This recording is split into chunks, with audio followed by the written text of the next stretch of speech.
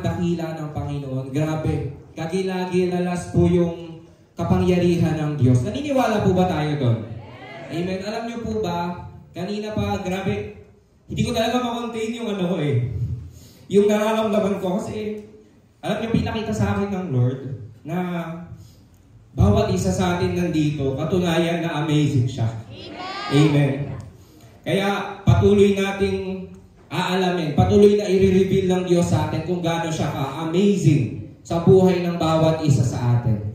Amen po. So pag-uusapan natin naman ngayon, God's amazing power, ang mga kagila-gilalas, kamangha-mangha na kapangyarihan ng Diyos. Sabi po sa Jeremiah 33 verse 3, kung mananalangin ka sa akin, tutugunin kita at ipahahayag ko sa iyo ang mga bagay na dakila at mahiwaga na hindi mo pa nalalaman. Sino dito gustong isik ang Diyos?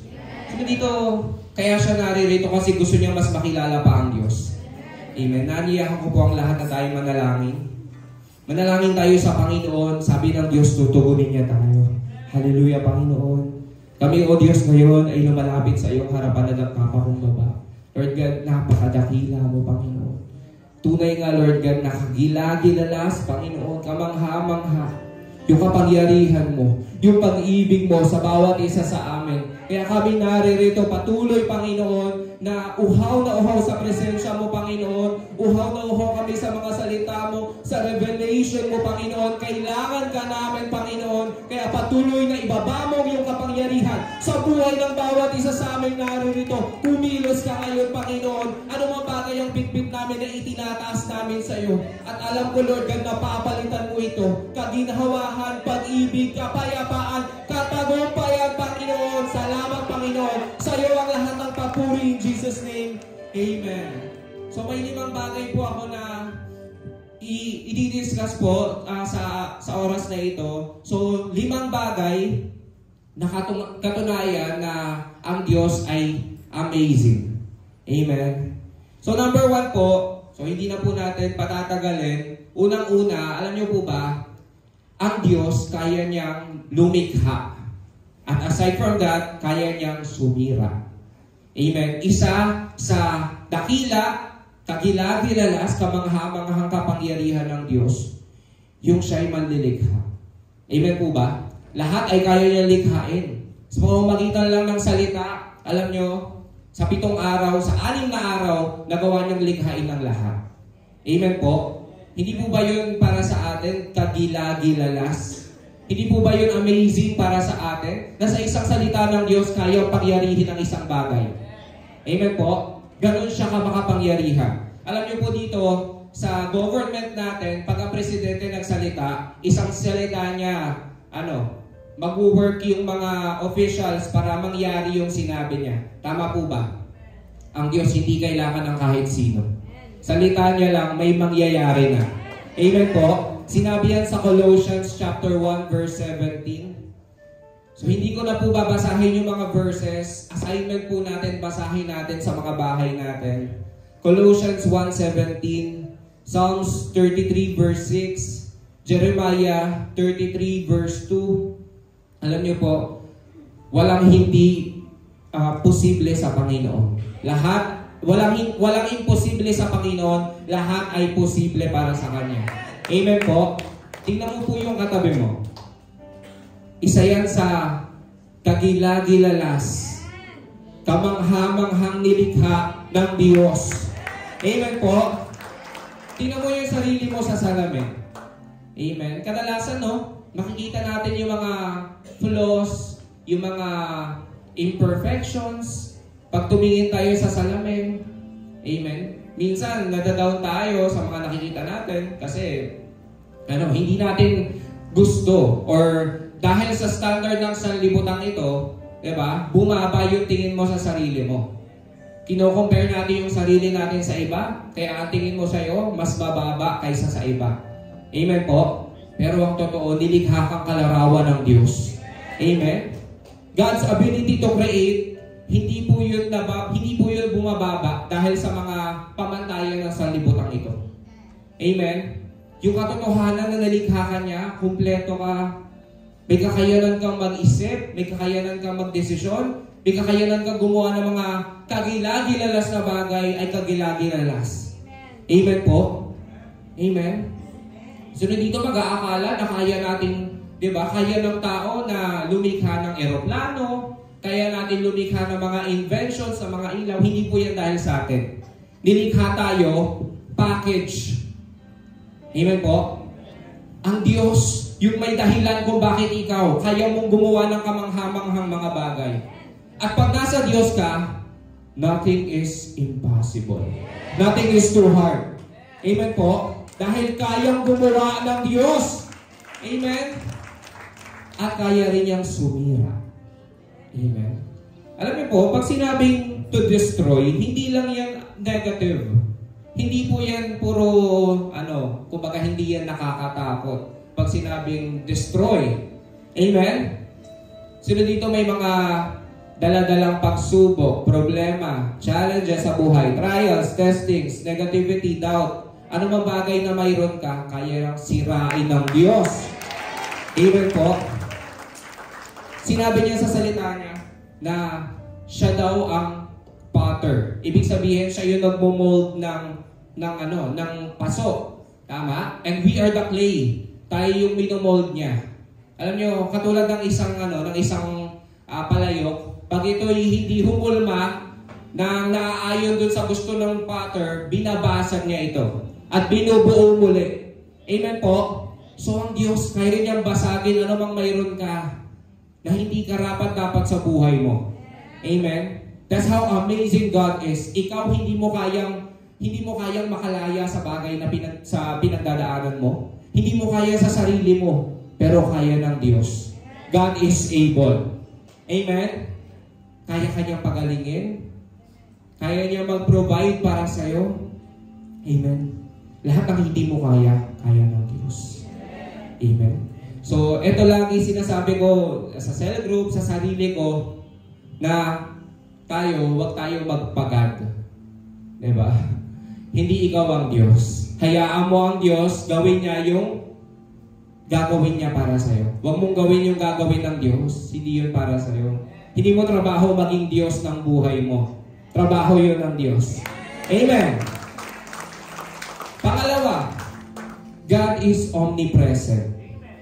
Pag sinabing omnipresent, He can be at all place, at all time. Nasa lahat ng dako. Amen. Minsan, kala natin mag-isa tayo. Minsan kala natin wala tayong kakampi. Amen. Minsan kala natin walang nakakaintindi sa atin. Walang nakakaalam ng mga pinagdadaanan natin. Nandiyan ang Diyos. Nakikita ka niya. Naririnig niya yung mga hinaing mo. Kahit bulok lang yan sa isip, naririnig yan ng Diyos. Amen. At dahil nandyan siya, sa panahon na kailangan mo ng rescue, nandyan ang Diyos. Amen. Hindi nagpapabaya ang Diyos. Yan po yung isa sa dapat nating maunawaan. Amen. At kikilos siya sa pamamagitan ng panahon niya. Alam ng Diyos yung tamang oras para kumilos siya sa buhay mo. Amen po. Huwag mong isipin na hindi ka naririnig ng Diyos. Huwag mong isipin na hindi ka nakikita ng Diyos. Amen. Kung sa mundong to, sobrang crowded na hindi ka na mapansin ng kung sino, pero ang Diyos, nakikilala ka niya. Alam na niya yung bilang ng buhok mo. Amen. Alam niya lahat sa'yo. Alam niya yung pinagdadaanan mo. Alam niya yung dapat niyang ibigay para sa'yo. Amen. Nakikita ka ng Diyos. Isa sa kamanghamanghang kapangyarihan ng Diyos na hindi natin kayang tangiin, lahat ng dako nandyan siya. Amen. Kung ikaw bilang kaibigan, hindi mo kayang samahan lahat ng kaibigan mo pag sila'y nalulungkot. Pag sila'y nahihirapan, hindi mo kayang tulungan ng lahat, ang Diyos kaya niya. Amen. That's how amazing God is. Wala siyang hindi kayang gawin. Amen. Sinabi po yan sa Psalms 139, 7-10 at sa Jeremiah 23, 23-24. Amen. God is omnipresent. At pangatlo, God is omniscient. Ibig sabihin ng omniscient, He is all-knowing. Alam ng Diyos lahat. Amen? Mababasa natin yan sa Isaiah 46, 9-10. At saka sa Romans 11:33. Alam nyo, yun nga, hindi lang ang Diyos kasama mo, nakikilala ka ng Diyos. Alam ng Diyos lahat. Amen? Lahat ng pinagdadaanan natin, lahat ng mga bagay na mayroon tayo, and even our future, alam ng Diyos. Kung tayo, pwede nating hulaan yung magiging future natin, or pwede nating gustuhin kung ano yung magiging tayo in the near future, pero hindi tayo sigurado kung mangyayari yun. Pero ang Diyos, alam niya yung future mo. Amen po? Wala ka pa. Nasa sinapupunan ka pa lang ng magulang mo, kilala ka na niya. Amen po? Alam na niya yung magiging ikaw. Amen? It's just that natataya tayo ng kaaway, kaya lumilihis tayo sa magandang plano, magandang future ahead of us. Kaya ang gusto ng Diyos ngayon, yung malaman mo na alam niya yung future mo. At kailangan magtiwala ka sa Kanya. Amen? Huwag tayong magpagad. Amen po. Pag sinabi ng Diyos, gawin mo, dahil yun yung makakabuti sa'yo. Amen po. Yun po ang trabaho ng Diyos. Yung i-direct ka doon sa lugar na nararapat na kalagyan mo. Amen po. Alam ng Diyos. Amen. Alam ng Diyos yung mga pangangailangan mo.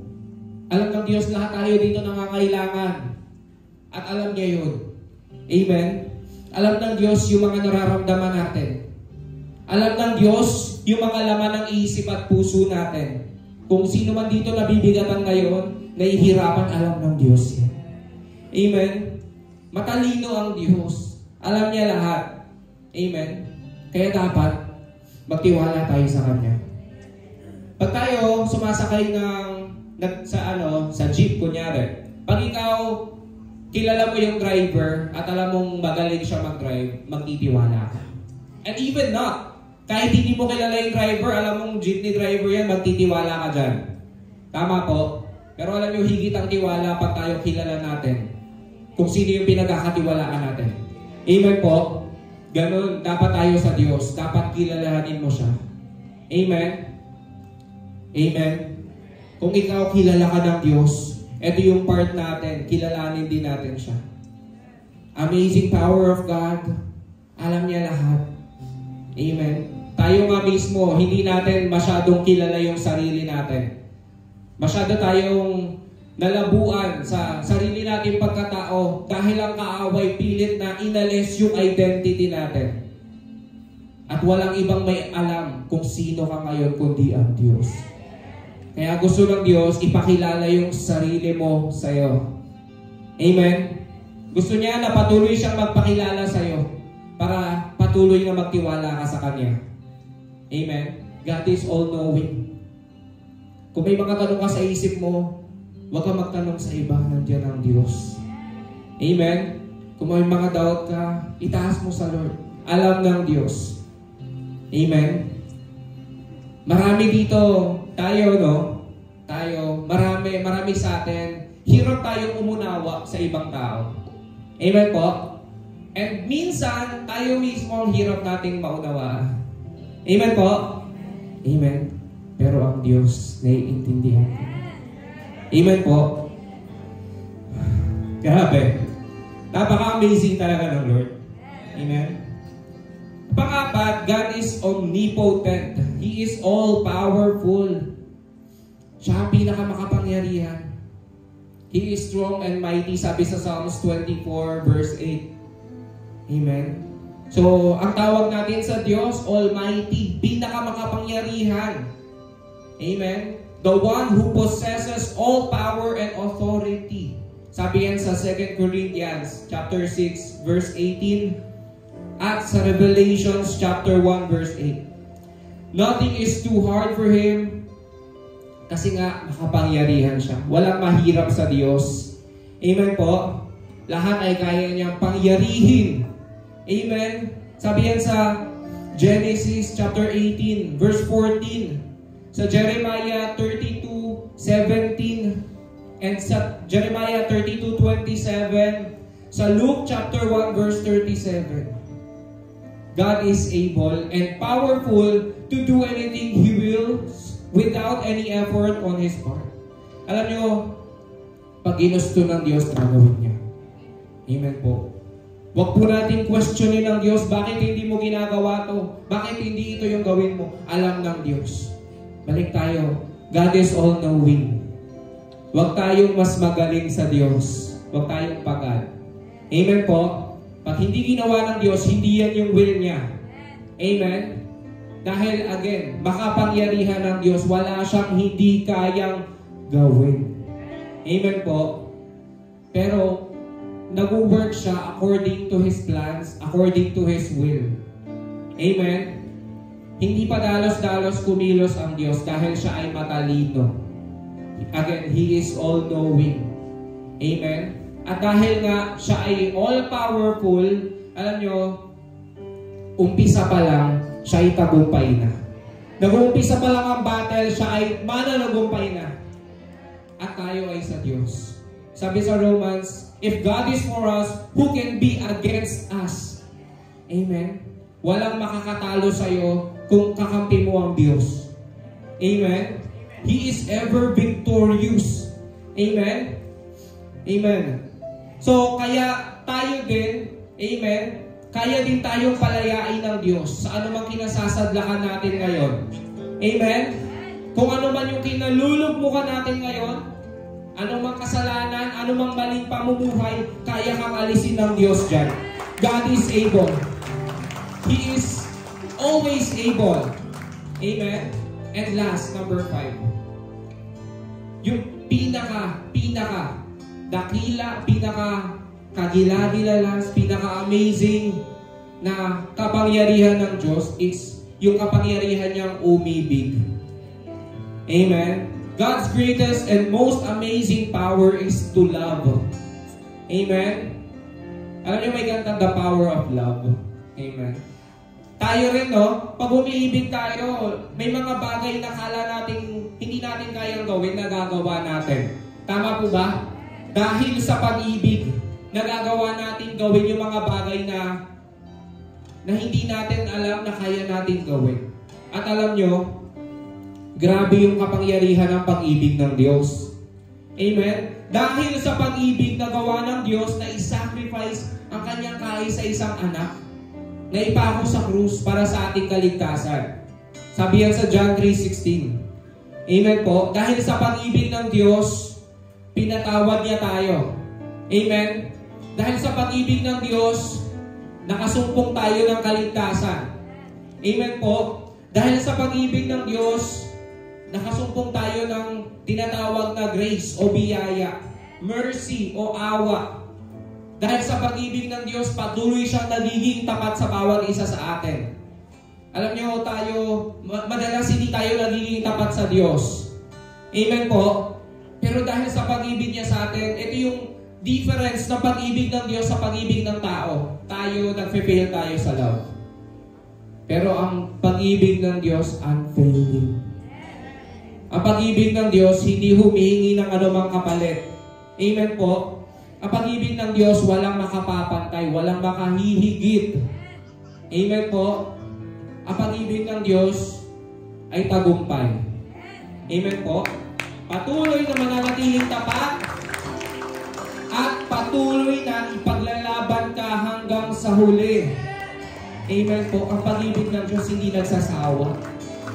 Amen?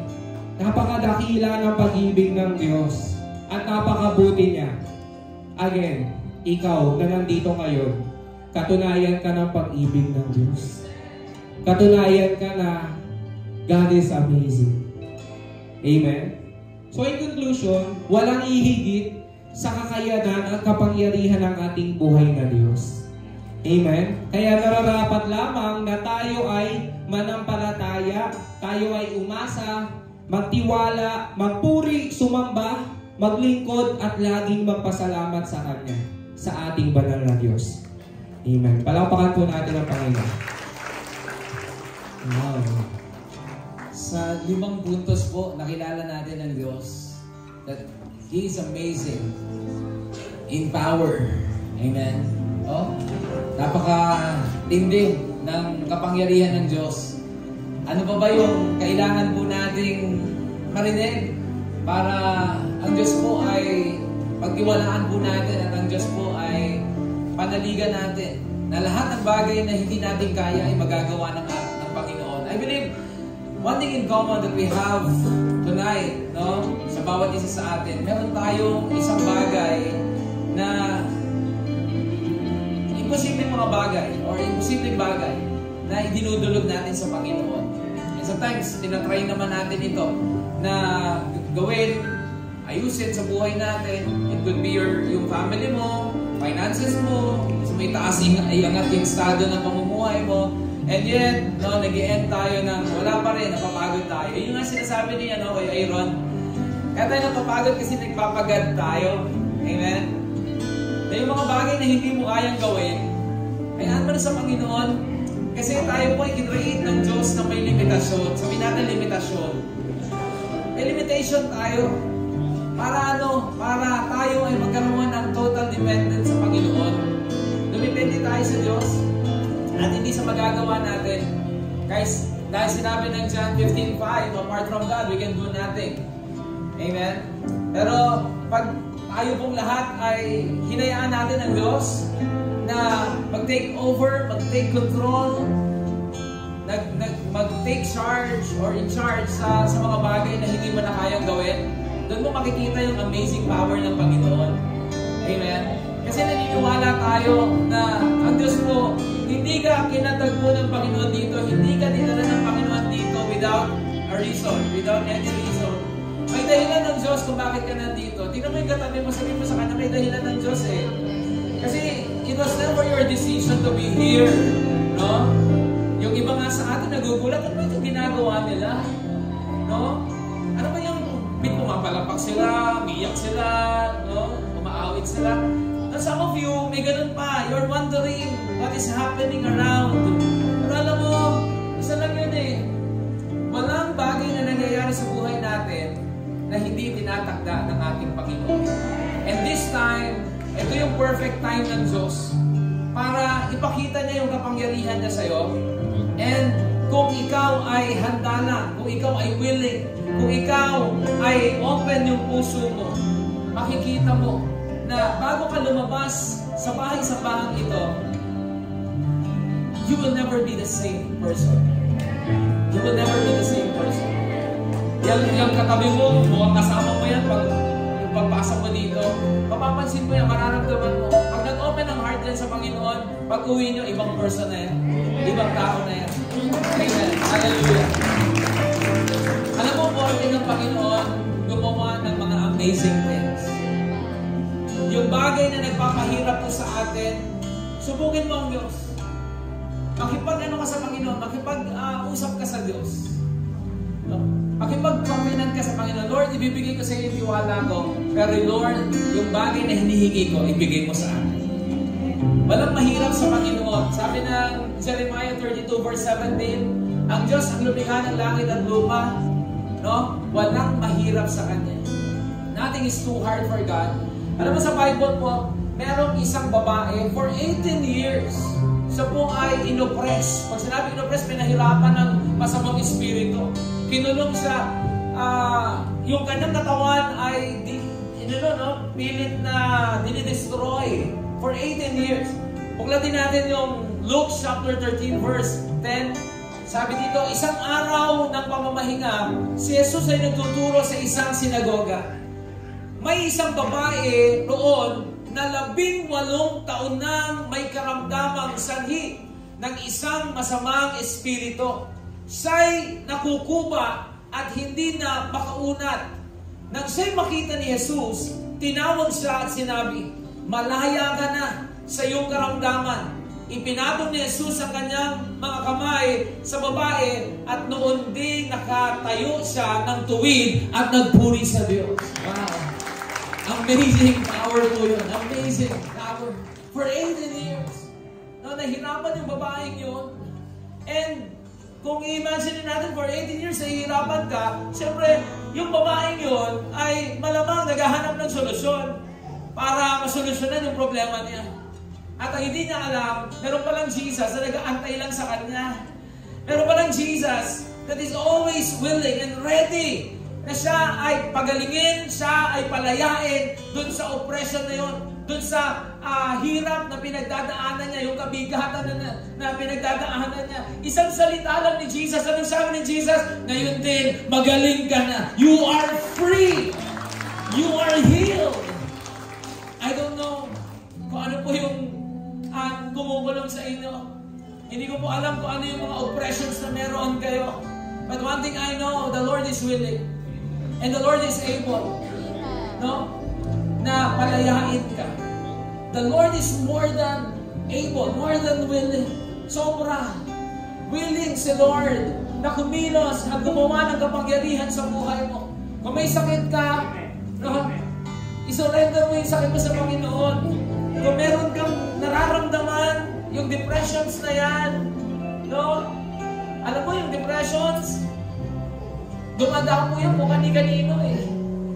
Walang pinipili, leaders ng church, or ikaw bago ka mananampalataya, ang daming depressions. Nadidepress ka kasi sa mga sitwasyon na nangyayari sa'yo. Depressions over dun sa mga bagay na dumadating. Mga pagsubok, mga problema, na parang hindi mo na kaya. Pero alam mo, yun yung perfect timing ng Panginoon para mag-enter in, pumasok sa buhay mo. And sometimes, God is putting us into that situation for us, no? Na makita natin na merong Diyos na makapangyarihan. At sabi ng salita ng Panginoon, buklatin lang po natin, yung Jeremiah 32 again, 17, Our Lord God, it is you who made the heavens and the earth by your great power and by your outstretched arms. Nothing is too hard for you. Alam mo, the arms of the Lord is not too short. Kahit nandyan ka, kahit hindi ka lumapit dito, pagbukas ang puso mo, mararamdaman mo yung touch ng Diyos eh. Pagka binuksan mo lang yung puso mo, sinabi mo, Lord, I need you, Lord. Kailangan kita, Lord. Kailangan ko ng himala bago ko umalis dito. Panginoon, hindi ako papahayag na maghihiwa-hiwalay kami. Hindi ka ako papahayag na aalis ako sa templo mo nang hindi ko nararamdaman yung himala. Hindi ko nararamdaman yung presence mo. God is the God of miracle. Do you believe po yan? Tayo pong lahat ay tumayo and let us worship God. You know, bakit po ba tayo nag-worship? Alam mo yung worship po, ito po ay parang ilog na dumadaloy patungo sa presence of God. That's why we worship the Lord. We acknowledge who God is. And as we acknowledge who God is, now the more that God will open the windows or even the gates of heaven and He will pour out His presence. He will pour out and He will show His glory sa mga taong merong puso na nag-acknowledge sa Kanya. Hallelujah God.